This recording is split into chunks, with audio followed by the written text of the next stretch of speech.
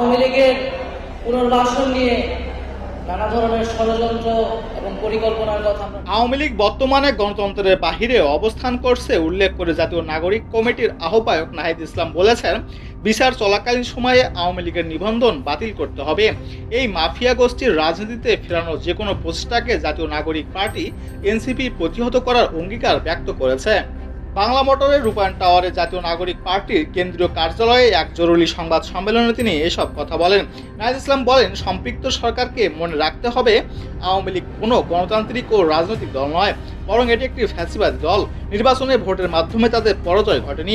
দল হিসাবে সাংগঠনিক সিদ্ধান্তের মাধ্যমে আওয়ামী লীগ গণহত্যা চালিয়েছে, যার নজিরবিহীন ও ছাত্র জনতার অভ্যুত্থানের মাধ্যমে ফ্যাসিবাদী রেজিম বাংলাদেশ থেকে উৎখাত হয়েছে। বর্তমানে গণতন্ত্রের ফ্রেমওয়ার্কের বাহিরে দলটি অবস্থান করছে। তাদেরকে যে কোনো উপায়ে নির্বাচনে অংশগ্রহণের আলোচনা ও প্রস্তাব এনসিপির দৃঢ়তার সঙ্গে প্রত্যাখ্যান করে। আওয়ামী লীগ দল মতাদর্শ ও মার্কার বিরুদ্ধে জনগণের তাদের রায় ৩৬শে জুলাই জানিয়ে দিয়েছে।